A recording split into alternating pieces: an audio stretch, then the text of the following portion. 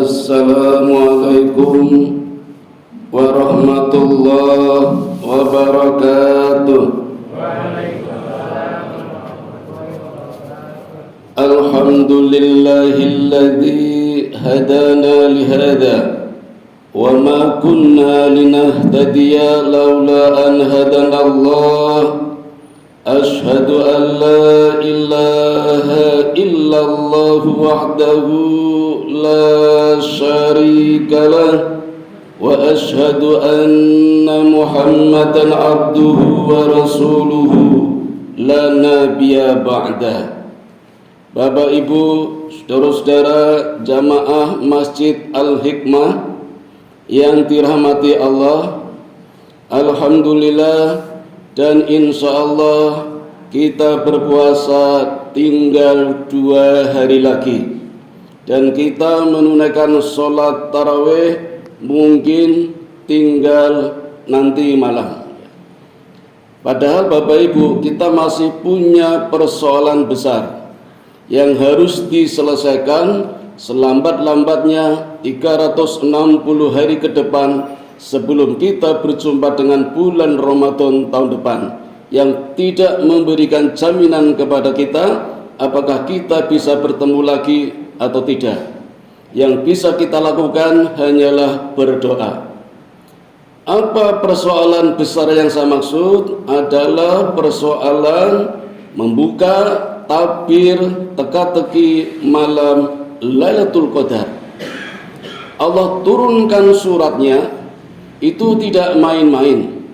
Pasti ada dampak terbesar dari malam Lailatul Qadar, yang kalau setiap individu mendapatkan malam Lailatul Qadar, pasti akan tercipta satu masyarakat yang disebut masyarakat madani, masyarakat yang hidup dalam satu negara yang negaranya baltatun thayyibatun warabun ghafur, negaranya negara yang baik, negara yang mendapatkan ampunan dari Allah, negaranya negara yang sejahtera, makmur, damai, dan ciri-cirinya diantaranya tidak ada pajak, harga tidak melonjak tinggi, dan tidak ada kriminal. Kalau di negara kita masih ada kelitih, begal, perampokan, dan macam-macam kemaksiatan, jangan-jangan kita belum bisa mengejawantahkan yang namanya Lailatul Qadar. Maka pada kesempatan yang singkat ini saya akan mencoba sedikit membuka tabir teka-teki Lailatul Qadar. Dan ini nanti PR buat kita, secepat-cepatnya kita bisa menyelesaikannya dan mengejawantahkannya dalam kehidupan individu, berkeluarga, bermasyarakat, dan negara. Allah turunkan surat Al-Qadar, surat yang ke-97, tidak main-main. Pada saat para sahabat di depan Nabi berlomba-lomba, setelah Nabi menyampaikan kisah Nabi Sam'un, Nabi yang dikenal dengan nama Nabi 1000 bulan, yang Allah berikan mukjizat 2, 1 pedang yang bernama Liha Jamal, yang kedua rambut yang sangat kuat. Lalu Allah memberikan kewajiban kepada Nabi Sam'un dengan amalan 1000 bulan. Malamnya beribadah selama 1000 bulan, siangnya berpuasa selama 1000 bulan. Inilah yang menarik bagi para sahabat, sehingga sahabat di depan Nabi berlomba-lomba, "Ya Rasulullah, saya ingin seperti Nabi Sam'un, setiap malam akan sholat tarawih, akan tahajud, akan witir selama 1000 bulan." Sahabat yang sana juga berlomba-lomba, "Ya Rasulullah, saya ingin seperti Nabi Sam'un yang akan berpuasa setiap siang selama 1000 bulan." Dalam suasana seperti ini, Allah kirim malaikat Jibril satu ayat, satu surat yang berisi 5 ayat, yaitu surat Al-Qadar. Sehingga Nabi bisa memberikan jawaban kepada para sahabat, inilah surat yang dahsyat, yang lebih utama daripada ibadah 1000 bulan, yaitu surat Al-Qadar. Mari kita lihat sejenak. A'udzubillahi minasyaitonirrajim. Inna anzalnahu fi lailatul qadar. Sesungguhnya kami turunkan pada malam Lailatul Qadar. Kebanyakan ulama menafsirkan kami turunkan Al-Quran. Mestinya kalau memang jelas-jelas Al-Quran itu kalimatnya inna anzalna Quran. Tapi ini memakai hu. Ada apa dengan kalimat hu? Apakah benar-benar Quran atau Quran yang mana? Kalau Quran yang utuh seperti sering kita baca dengan susunan 114 surat, surat pertama Al-Fatihah, kedua Al-Baqarah, ketiga Imran, keempat An-Nisa, kelima Al-Maidah, dan yang terakhir surat Anas, itu surat Quran yang sama persis susunannya dengan Al-Quran yang Allah turunkan dari Lauhil Mahfuz ke Baitul Izzah, basecampnya malaikat. Dan di dalam Baitul Izzah ada dua status malaikat. Ada malaikat permanen, ada malaikat tidak permanen. Malaikat permanen kita sudah banyak mengenal. Jibril, Mikail, Israfil, Israel, Munkar, Nakir, Raqib, Atid, Ridwan, Malik, Zabaniyah, Rahmat. Itu malaikat permanen, malaikat tetap, pegawai tetapnya Allah. Nah, yang tidak permanen ini yang jumlahnya banyak. Rata-rata 70.000. Setiap saat, bukan setiap hari, Allah menciptakan yang baru dan mematikan yang lama. Di ketika 70.000 malaikat berada di dalam Baitul Izzah, tawaf mengelilingi Ka'bah, ada yang sujud, ada yang ruku, Allah selalu mengganti yang baru. Masuk 70.000, keluar 70.000. Yang keluar inilah yang Allah tugaskan keliling dunia. Termasuk yang hadir di pengajian ini, di atas kita ada 70.000 malaikat. Untungnya kita tidak bisa melihat, kalau bisa kilo. Setelah itu Allah matikan. Maka jangan sampai di setiap kebaikan kita tidak hadir, karena malaikat setiap saat berubah. Yang hari ini mencatat amalan kita akan segera pergi, dan nanti ganti malaikat yang baru. Kalau kita tidak hadir, mereka sudah pergi, kita tidak tercatat, karena ganti malaikat yang baru. Itu malaikat yang tidak permanen. Nah, maka Quran yang lain kalau dalam bentuk ayat diturunkan itu bisa jadi seperti yang kita pahami, Lailatul Qadar akan datang pada tanggal 21, 23, 25, 27, 29. Contoh, Muhammad ketika diangkat menjadi nabi, turun 5 ayat surat Al-Alaq itu pada tanggal 29 Ramadan, dan sangat diyakini itu adalah malam Lailatul Qadar. Karena di surat ini menyatakan turunnya Al-Quran, dan itu terjadi tanggal 29 Ramadan, padahal belum ada kewajiban berpuasa. Nabi pertama kali menunaikan ibadah puasa di tahun kedua Hijriah setelah hijrah dari Mekah ke Madinah, itu baru ada kewajiban berpuasa. Baru puasa 2 hari perintah turun, yaitu perang. Kita berpuasa santai saja, bisa takjilan, bisa traweh, bisa terus. Nabi malah perang. Walhasil perang selesai dengan membawa kemenangan pada tanggal 21 Ramadan, turun malam Lailatul Qadar. Maka bisa jadi tanggal 29, bisa juga 21. Bahkan banyak ulama yang berpendapat tanggal 23, 25, 27. Persoalannya bukan itu. Persoalannya begini Bapak Ibu. Kalau misalnya malam Lailatul Qadar terjadinya pada malam hari, bagaimana dengan di belahan bumi yang lain yang ketika itu sedang siang hari? Maka tidak adil. Kalau nanti malam misalnya kita mendapatkan malam Lailatul Qadar, maka di Swedia itu siang hari dan tidak mendapatkan malam Lailatul Qadar, itu tidak adil. Karena Lailatul Qadar bersifat universal, mendunia. Hari ini Swedia siangnya 20 jam, puasanya 20 jam, habis tarawih sahur, sangat sedikit malamnya. Kutub Utara Eskimo 24 jam siang, matahari selalu ada, tidak pernah malam. Lalu bagaimana dengan Lailatul Qadar? Maka kita harus memahami malam Lailatul Qadar itu bukan berarti malam seperti yang kita rasakan gelap atau suasana malam. Kita harus memahaminya bahwa malam Lailatul Qadar adalah sifat malamnya. Nah, ini bisa dibantu dengan ayat lain, misalnya yang ada di dalam surat An-Nur, surat yang ke-24 ayat 35. Yukhrijul laila fin nahar wa yukhrijun nahar fil lail. Malam meliputi siang, siang meliputi malam. Artinya apa? Ketika kita siang hari ibadah kita konsentrasi, fokus, khusus seperti malam hari. Di malam hari ibadah kita betapa perkasanya seperti tiang siang hari. Itulah mana malam meliputi siang, siang meliputi malam. Bukankah siang hari kita lebih banyak sholat daripada malam hari? Kita lihat duhur 4 rakaat, Qobliyahnya 4 rakaat, sudah 8. Ba'diyah 2, 10 rakaat. Duha 12, 22 rakaat. Belum sholat-sholat yang lain. Isya hanya 4 rakaat. Qobliyah tidak ada. Ba'diyah 2. Kalau ada berarti bukan qobliyah, mungkin sholat tahiyatul masjid dan yang lain-lain. Lebih banyak siangnya. Nah, siang yang seperti inilah yang mensifati malam. Kalau kita perkasa di malam hari, rajin beribadah, tadarus, itulah siangnya kita. Jadi malam meliputi siang, siang meliputi malam. Maka untuk memahami malam Lailatul Qadar, kita tidak hanya memahami sifat malamnya saja seperti suasana malam, tapi yang mensifatinya. Sehingga kalau kita memahami seperti ini, sangat adil bagi Allah bahwa seluruh dunia bisa mendapatkan malam Lailatul Qadar.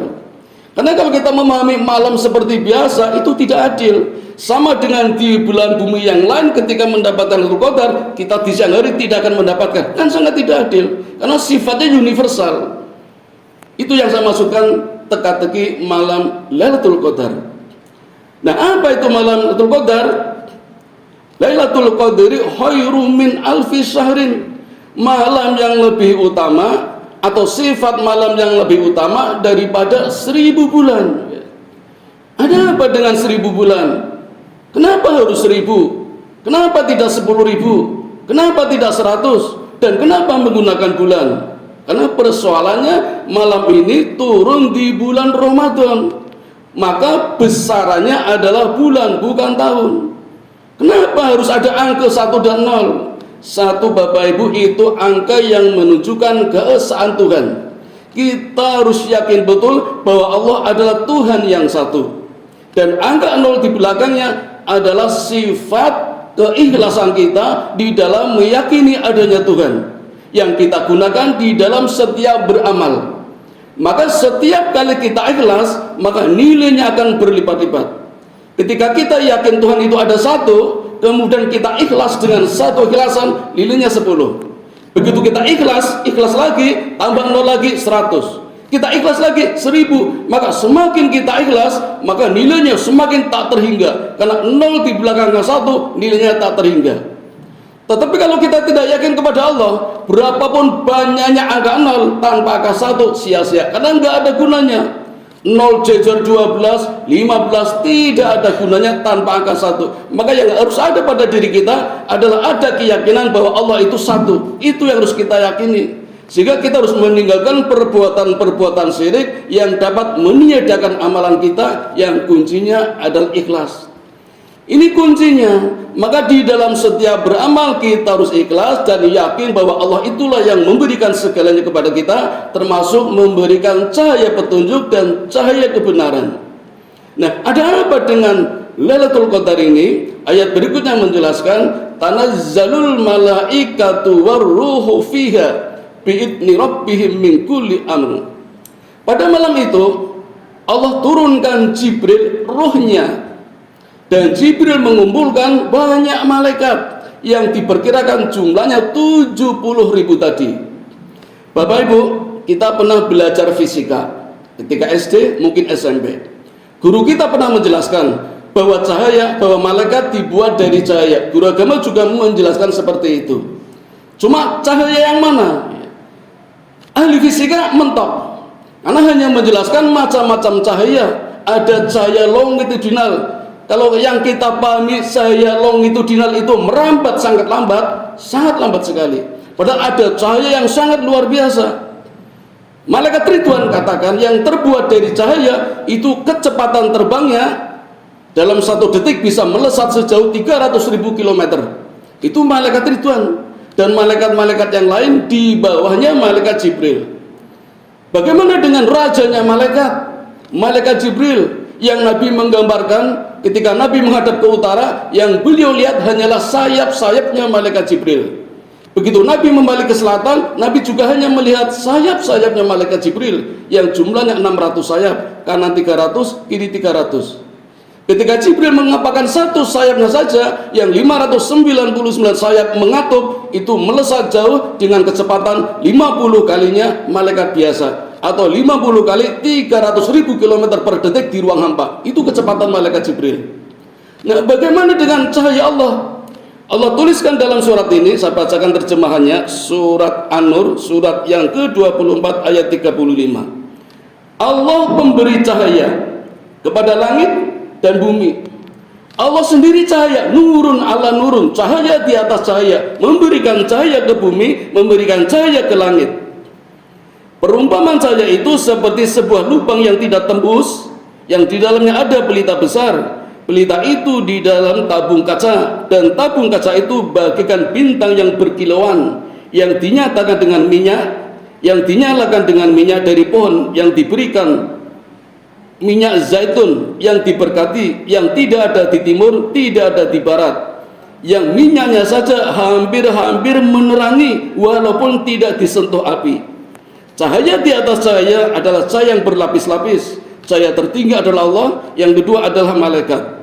Allah memberi petunjuk kepada cahayanya bagi orang yang Dia kehendaki, dan Allah membuat perumpamaan bagi manusia, dan Allah Maha mengetahui segala sesuatu. Bapak Ibu, ada ilmuwan anggota Badan Antariksa Dunia NASA, namanya Profesor Alfred Kroner. Orang ini dipecat karena mampu membongkar keberadaan malam Lailatul Qadar. Karena dia menuliskan dalam satu jurnal namanya Journal Delegation, kemudian disebarkan oleh ahli fisika dari Mesir, Abdul Basit Muhammad. Tapi karena dipecat, maka beliau bebas menyebarkan penemuan tentang Lailatul Qadar, dan hasilnya banyak orang-orang masuk Islam. Apa kata beliau? Dalam 360 hari ada satu hari yang aneh, di mana hari ini selama berpuluh-puluh tahun ilmuwan ini memeriksa, meneliti kenapa berbeda dengan hari-hari lain. Di hari ini 10.000 bintang berhenti bercahaya, 20.000 meteor berhenti, tidak menabrak atmosfer. Dan apa yang terjadi?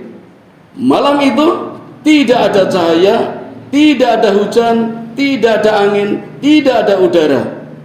Dan pagi harinya begitu matahari terbit dengan cerah tanpa radiasi. Nah, fenomena seperti ini sangat diyakini inilah tanda-tanda datangnya Lailatul Qadar, yang kalau di negeri kita malam, di belahan bumi yang lain siang. Atau sebaliknya, kalau terjadi di belahan bumi yang lain malam, berarti di tempat kita siang. Maka tidak ada persoalan dengan malam atau siangnya. Yang jelas dimanapun terjadi, tanggal berapapun terjadi, itulah malam Lailatul Qadar. Kalau Dr. Mukhlis menjelaskan bahwa Lailatul Qadar tempatnya di hati. Hati ini bersinar, bercahaya, karena hari itu bertemulah bermacam-macam cahaya. Cahaya Allah, cahaya malaikat, dan cahaya orang beriman. Cahaya-cahaya inilah yang mampu menghentikan cahaya-cahaya bintang sejumlah 10.000, dan cahaya inilah yang mampu menghentikan 20.000 meteor yang hendak menabrak atmosfer. Itu penelitiannya. Maka menurut kami, orang yang mendapatkan Lailatul Qadar adalah orang yang hatinya bergetar, hatinya bercahaya, karena di dalamnya bertemu bermacam-macam cahaya. Cahaya Allah, cahaya malaikat, cahaya kebenaran, cahaya orang beriman. Kalau kita ingat janji Nabi di awal bulan Ramadan, man soma ramadana imanan wa ihtisaban ghufira lahu ma taqaddama min dambi.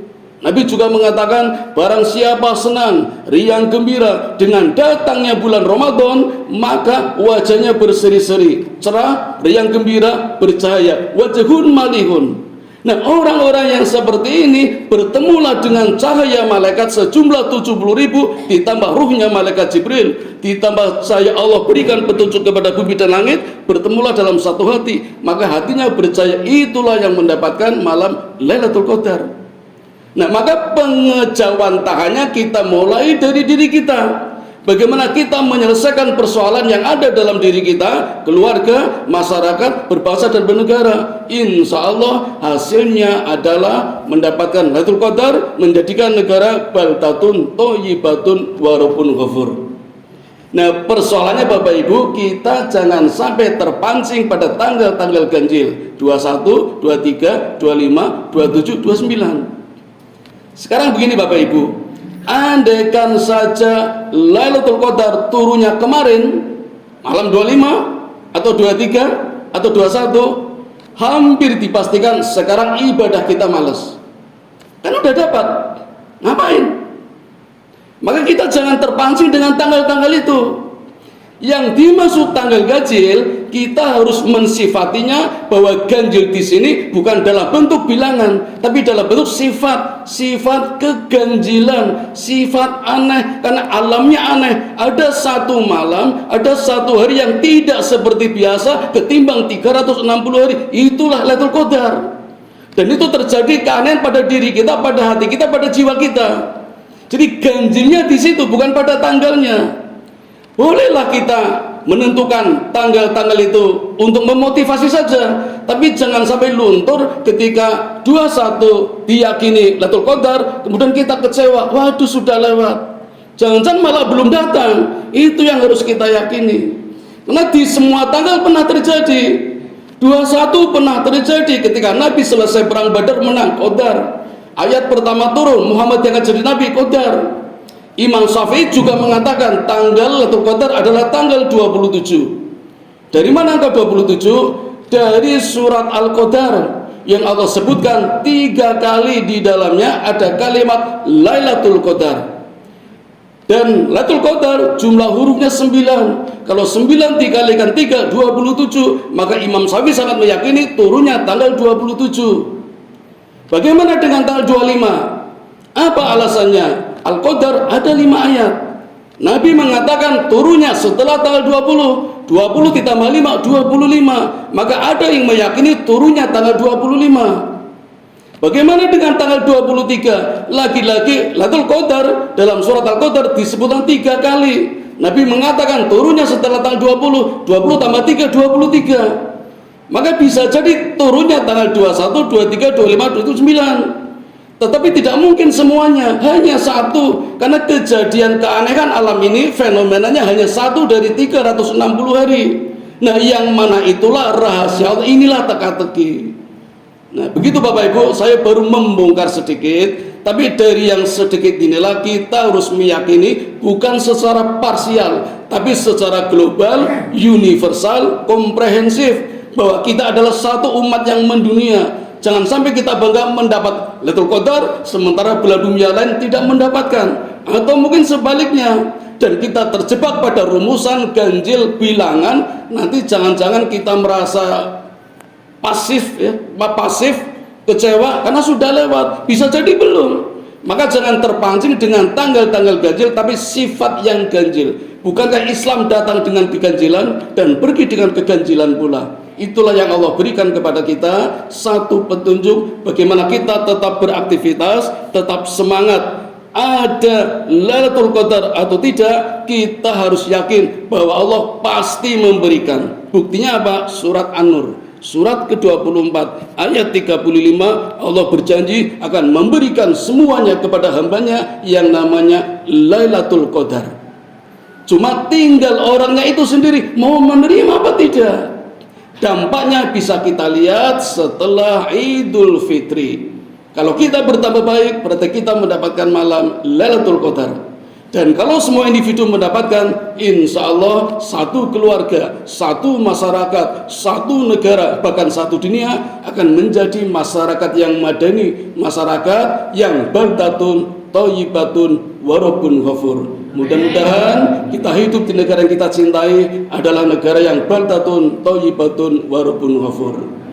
Maka Bapak Ibu yang dapat kami sampaikan, mudah-mudahan ada manfaatnya. Kalau ada kekurangannya mohon maaf, terima kasih atas perhatiannya. Barangkali besok di Idul Fitri kita tidak bertemu, izinkan kami mengucapkan taqabbalallahu minna wa minkum wa taqabbal ya karim minal aidin wal faizin wal maqbulin. Mari kita tutup dengan doa kifaratul majelis. Subhanakallahumma wa bihamdika asyhadu an la ilaha illa anta astaghfiruka wa atubu ilaik. Assalamualaikum warahmatullahi wabarakatuh. Waalaikumsalam warahmatullahi